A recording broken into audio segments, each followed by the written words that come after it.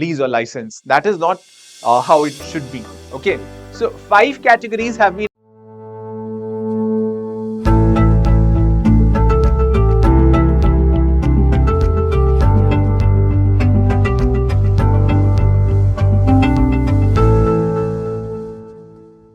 So hello and welcome to another lecture, and the topic is the legality of the DNA technology.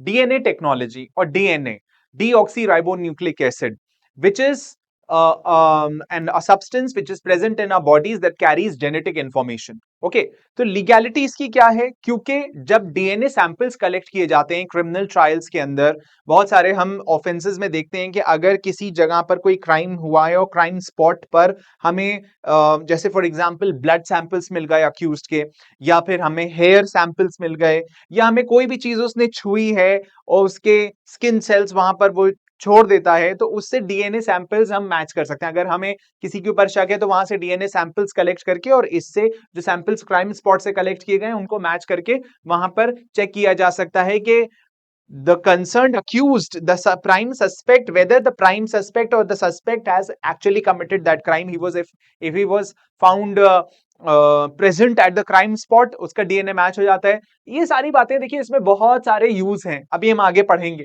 लेकिन question is कि किसी की bodily information, देखिए आधार के case में भी यही हुआ था, जिसकी वजह से इतना बड़ा प्रिवेसी का इशू क्रिएट हुआ कि जस्टिस के S Puttaswamy versus union of India का इतना बड़ा लैंडमार्क जजमेंट आ गया। 9 जजेस बेंच ने उसके ऊपर अपने ऑब्जर्वेशंस दिए कि how important this right to privacy is as a fundamental right is. The question is that when it comes to DNA the same thing happens, क्योंकि डीएनए आपकी एक बॉडीली इंफॉर्मेशन है, डीएनए आपकी एक पर्सनल इंफॉर्मेशन है।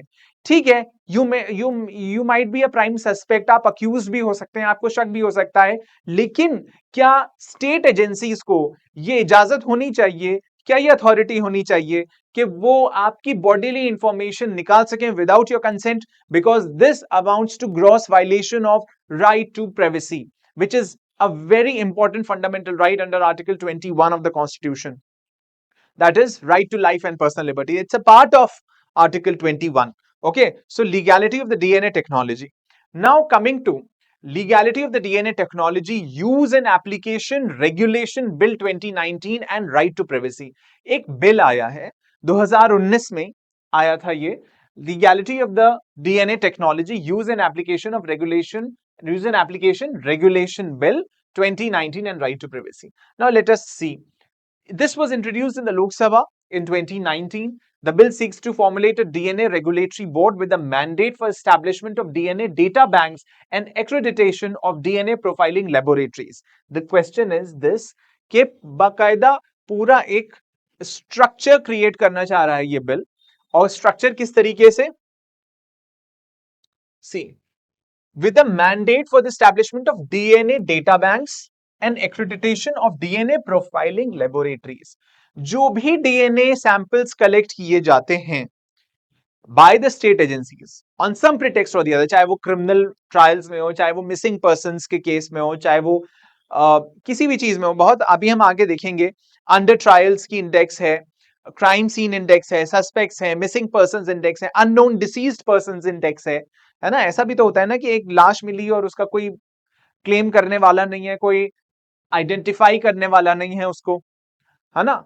तो ऐसी situations में भी डीएनए आता है, काम आता है। तो डीएनए डेटा बैंक्स, जिसके भी डीएनए कलेक्ट हो रहे हैं वह डेटा बैंक में जमा होंगे। जैसे ब्लड बैंक होता है ना, हॉस्पिटल्स में जाइए आप, ब्लड बैंक होता है बाकायदा, सारे ब्लड्स वहां पर जमा रहते हैं। डीएनए में सबके नाम और वल्दियत के साथ, सबकी डिटेल्स के साथ सारी प्रोफाइलिंग वहां जमा रहेगी डीएनए डेटा बैंक्स में। And accreditation of DNA profiling laboratories, जो भी डीएनए प्रोफाइलिंग लेबोरेटरीज हैं जहां पर भी ये लैब्स में कलेक्ट किया जा रहा है या स्टोर किया जा रहा है, उनका एक्रेडिटेशन होना चाहिए, बाकायदा उनको एक रिकॉग्निशन मिलना चाहिए from some board, DNA board के हाँ ये लेबोरेटरी ऑथेंटिक है, ये हमारे एक्रेडिटेशन से काम कर रही है। ठीक है, रिकॉग्निशन है इस लेबोरेटरी का। ऐसे नहीं कि उठाया कि कोई भी लेबोरेटरी खोल ली किसी ने भी विदाउट एनी लीज और licence. That is not how it should be. Okay, so 5 categories have been identified under which data indices are to be maintained. Five categories हैं. One is crime scene index, that is 1. Then suspects or under trials index, that is 2. Then offenders index, that is 3। देखिए crime scene index मैंने आपको अभी example दिया, वो crime scene index है spot के ऊपर जब इन्वेस्टिगेशन चल रहा है। तो सस्पेक्ट्स और अंडर ट्रायल्स इंडेक्स, यानी कि जिनके ऊपर शक है या जो अंडर ट्रायल्स हैं, अभी जिनका ट्रायल चल रहा है, जो अभी गिल्टी या इनोसेंट प्रूफ नहीं हुए हैं कोर्ट से, अंडर ट्रायल्स इंडेक्स, उनका डीएनए। ऑफेंडर्स इंडेक्स, ऑफेंडर्स मतलब जो डिक्लेयर हो चुके हैं, जो डिक्लेयर्ड ऑफेंडर्स हैं, ओके, जिनका जो अंडर ट्रायल नहीं है, offenders index. Missing persons index, ये भी इंपॉर्टेंट है। मिसिंग पर्संस, लोग लापता गुमशुदा हो जाते हैं, ठीक है। And unknown deceased persons index, मरे हुए लोग, इनका कुछ अता पता नहीं है उनका। तो 5 categories of have been identified under which data indices are to be maintained. Okay, the bill has raised concerns on multiple levels. अब क्या क्या concerns हैं, हम इस पर आते हैं। The most serious of the lot being DNA profiling in criminal offences and its violation of the fundamental right to privacy. देखिए प्राइवेसी के राइट मैंने पहले भी आपको बताया है कि शुरू शुरू में जो Khadak Singh versus state of UP का केस था, जब से सबसे पहले सुप्रीम कोर्ट ने रिकॉग्नाइज किया, 1960s की बात है ये, कि खड़क सिंह के केस में सुप्रीम कोर्ट ने कहा कि फिजिकल, क्योंकि उस टाइम की टेक्नोलॉजी नहीं थी ना, अब टेक्नोलॉजी आ गई है, तो फिजिकल प्रिवेसी से अब वर्चुअल प्रिवेसी तक बात आ गई है। मैं पहले भी कुछ लेक्चर्स में बता चुका हूं आपको। Consequently, one of the heavily debated provisions of the bill relates to consent of accused persons for their DNA samples, bodily substances for the purposes of profiling, for the purposes of profiling, यानी कि consent सबसे important है, होनी चाहिए। Clause 21 of the bill, I should mark it here.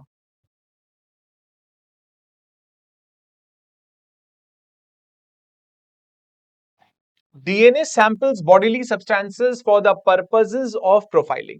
Clause 21 of bill states that for offences punishable with imprisonment of more than 7 years or death, the consent of accused is not required to be taken by the investigating agencies. In all other cases, a written consent must be obtained from the person whose sample is to be collected. Okay, so clause 21 of the bill states that for offences punishable with imprisonment of more than 7 years, ये category of offences है।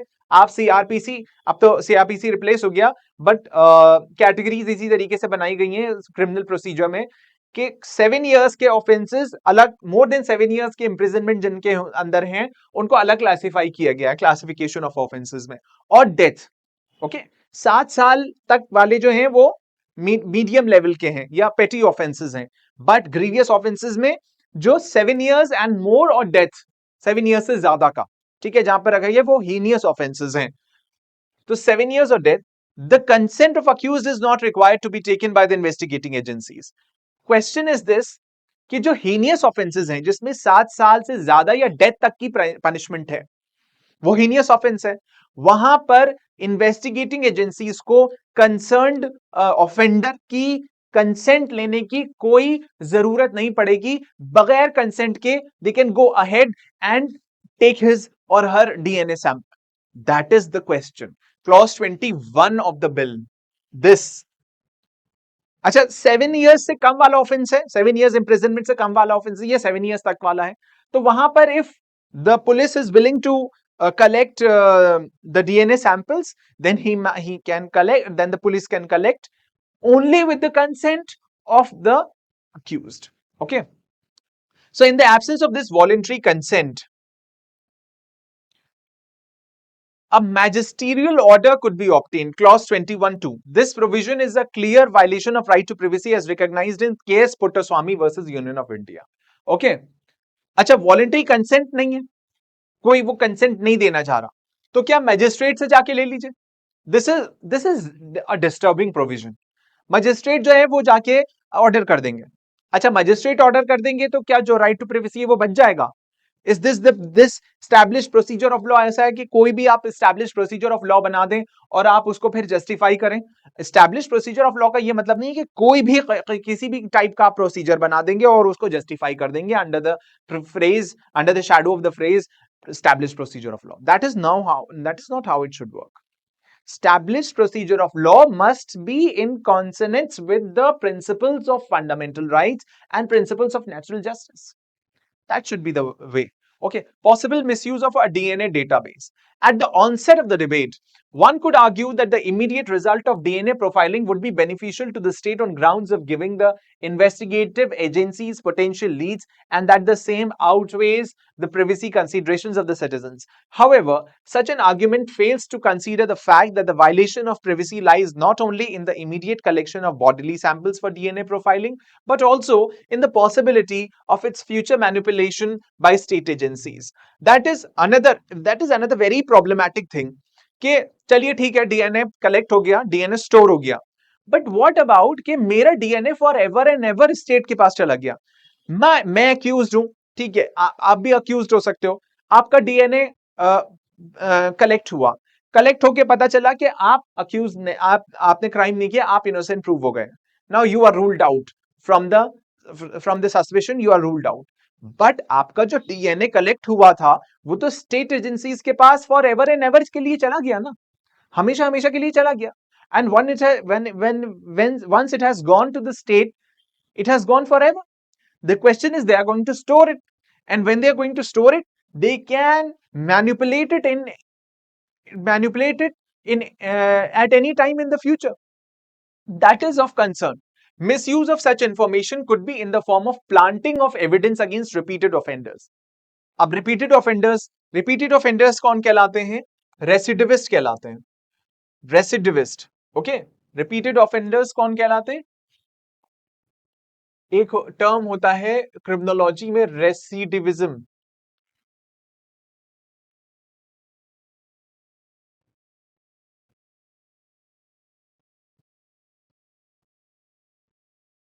That is the habit of repeating the offense.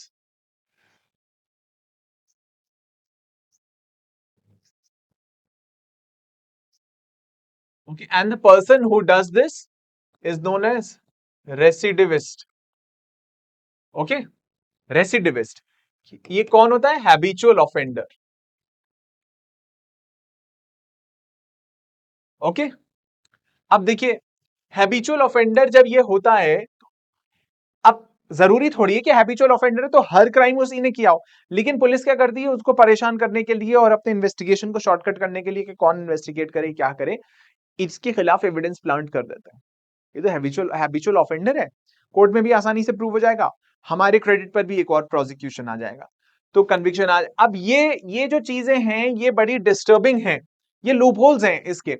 Members of a familial group can become highly susceptible to scrutiny because DNA profiling could lead investigative agencies to arrest people based on their genetic makeup and not on any reasonable grounds of suspicion.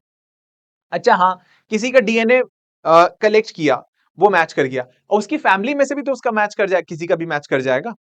अब सोचिए आप कि एक couple है, अगर husband wife है, उनके 3-4 बच्चे हैं, तो चारों बच्चों का भी तो माँ बाप से मैच करेगा. अच्छा, जब मैच करेगा तो उसमें से किसी को भी अरेस्ट किया जा सकता है. तो इसका मतलब ये नहीं है कि डीएनए एग्जैक्टली उसी पॉइंट पर जाके रोकता है जहां पे क्राइम हुआ है, जिसने क्राइम किया, नहीं, ऐसा नहीं. There are multiple people who are connected with the same DNA. So, this is not something very reasonable. While this may make the job of investigative agencies easier, it introduces a fair degree of arbitrariness in the application of law. Although DNA profiling is unique, but strong familial similarities can compromise the privacy of the family members of those people who are on the national database. Now, absence of a data protection law. Data protection law तो अब आ गया है हमारे पास, data protection bill पूरा आ गया है हमारे पास, but क्या वो डेटा प्रोटेक्शन लॉ इतना साउंड है, इतना कॉम्प्रिहेंसिव है कि वो हमारी प्राइवेसी को प्रोटेक्ट कर सकता है, हमारे डेटा को प्रोटेक्ट कर सकता है? The planning commission of India, which is now NITI Aayog, had constituted a 12-member group of experts which gave 5 features of right to privacy. One of the 5 was the recognition of right to bodily autonomy and personal data protection. Subsequently, the draft Personal Data Protection Bill was introduced in the Parliament with an aim to regulate the use of a personal data of citizens by the government and private companies. It included consent-based usage of sensitive information like biometrics. Biometrics is iris scan and fingerprints, what is collected in the Aadhaar while making the Aadhaar. Financial information and even religious beliefs. Okay, the bill seemed like a step towards a more restricted and consensual use of personal information by government machineries. But what exacerbates the situation against DNA technology bill is that even the draft Personal Data Protection Bill 2019 is not modeled to protect the citizens against the grave privacy violations which the DNA technology bill poses. Section 43 of the PDP bill creates an exception for the investigation and prosecution of offences and exempts the observance of strictest standards for the same. Therefore, any violation of the privacy of accused persons and their family members under the DNA technology bill could possibly be justified under such an exception. Okay, so now coming to a very important provision, violation of Article 20, Clause 3. What is 20, Clause 3? Protection against self incrimination, right? Witness. No person shall be compelled to be a witness against himself. Protection against self incrimination.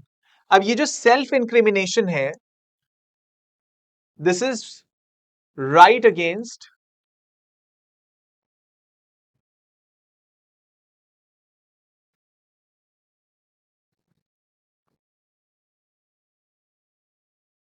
Self incrimination. अच्छा, ये right against self incrimination क्या है? मुझे या आपको या हम में से किसी को भी कंपेल नहीं किया जाएगा कि हम अपने ही खिलाफ विटनेस बन जाएं. अच्छा, विटनेस बनने का क्या मतलब है? एविडेंस देना.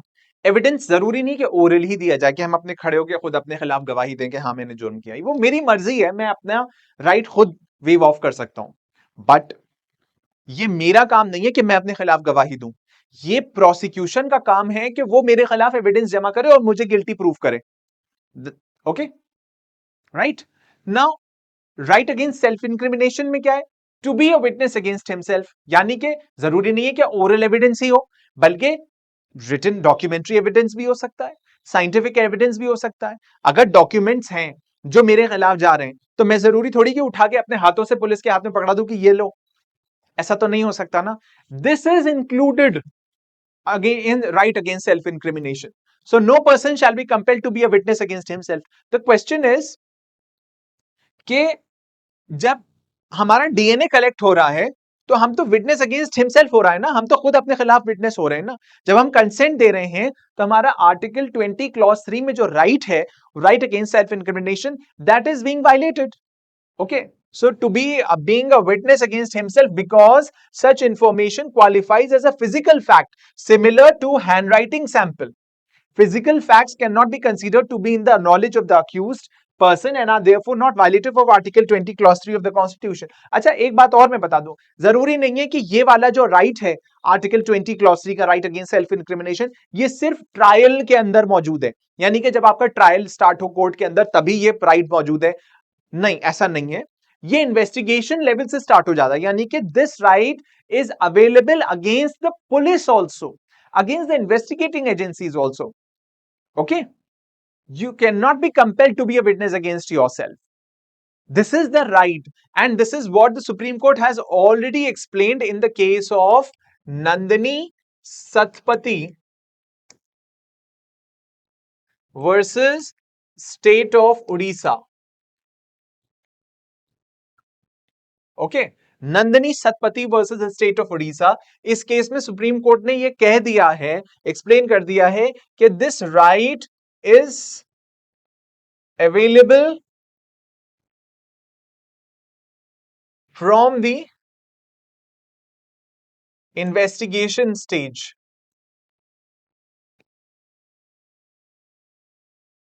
Okay, from the investigation stage.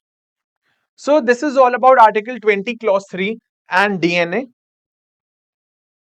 Consequently, it is easy to argue that DNA, by virtue of being a biological and a physical fact as a fingerprint, would not be a violation of Article 20 Clause 3 of the Constitution. However, such an argument ignores the fundamental differences in a fingerprint and a DNA profiling. It must be noted that DNA profiling is substantially different from fingerprint evidence for two main reasons. Firstly, DNA profiling, unlike fingerprinting, can be used for tracking behavioral, temperamental, habitual traits of people. This information is more than a mere physical fact and can be categorized as knowledge possessed by the accused. So, coming to the last part, that not the least restrictive method of identification. Coming to the requirement of necessity, देखिए अब यहां पर बात आके रुकती है, सारी बहस एक तरफ और ये बहस एक तरफ, कि नेसेसिटी है ये, बगैर डीएनए के बहुत सारे क्राइम्स में नहीं पकड़ा जा सकता। तो इस पॉइंट के ऊपर आधार जजमेंट है, the state will have to justify the bill is the least restrictive measure of achieving its goal. Least restrictive का मतलब ये होता है कि अगर आप किसी राइट को सप्रेस कर रहे हैं, वायलेट कर रहे हैं, तो लीस्ट अमाउंट तक आप कर सकते हैं, मैक्सिमम लेवल तक नहीं कर सकते। लीस्ट रिस्ट्रिक्टिव होना चाहिए। The goal as stated in the bill is establishing the identity of certain categories of persons, including the victims, offenders, suspects. With the legislation as deeply intrusive as this, it becomes imperative to think about the kind of goals the state is trying to achieve in the first place. Okay, even if the state is able to justify a legitimate objective behind the bill, its provisions are likely to fail the least restrictive measure test, as there are equally effective alternatives mechanisms to it. Okay, so fundamental right to privacy versus larger public interest. One of the issues is कि larger public interest में ये है कि crime control किया जाए, better technologies आए ताकि crimes को इन्वेस्टिगेट प्रॉपरली किया जा सके। फिर at the same time larger right to privacy जो है वो भी इंपॉर्टेंट है। यहां जजमेंट्स देखते हैं, Bhavani Prasad Jena versus convenor secretary, which explicitly called for an exercise of balancing of interest by the court in any case where an accused refused to undergo medical examination. However, even for claiming compelling state interest, as understood in Anuj Garg versus Hotel Association of India under the broader strict scrutiny test, the state would have to demonstrate that it has adopted a method that infringes the fundamental rights in the narrowest possible manner. मैंने अभी आपको क्या बताया, narrowest possible manner, balance करना है जहां पर larger public interest involve हो और किसी का राइट टू प्राइवेसी इन्वॉल्व हो, किसी का फंडामेंटल राइट इन्वॉल्व हो और दोनों में थोड़ा सा क्लैश हो रहा हो, तो दोनों को बैलेंस करना है। थोड़ा सा लार्जर पब्लिक इंटरेस्ट अगर दब सकता है तो उसको दबा सकते हैं, थोड़ा सा अगर राइट दब सकता है तो लीस्ट नैरो पॉइंट तक आप उसको दबा सकते हैं। Okay, so the conclusion is the bill currently stands without any procedural safeguards to prevent the leakage or manipulation of DNA samples and makes no distinction between convicted or under trial prisoners, accused or suspects. Not only does this bill pose a threat to the fundamental rights of accused, under trial suspects, but also has the possibility of substantially affecting the lives of their family members. As Justice Chandrachud said, constitutional guarantees cannot be subject to the vicissitudes of technology. In light of this, we must decide how much faith we want to place on the reliability of DNA samples, especially when we live in an age where the evidentiary value of DNA samples remains debatable. Okay, so that's all. Thank you.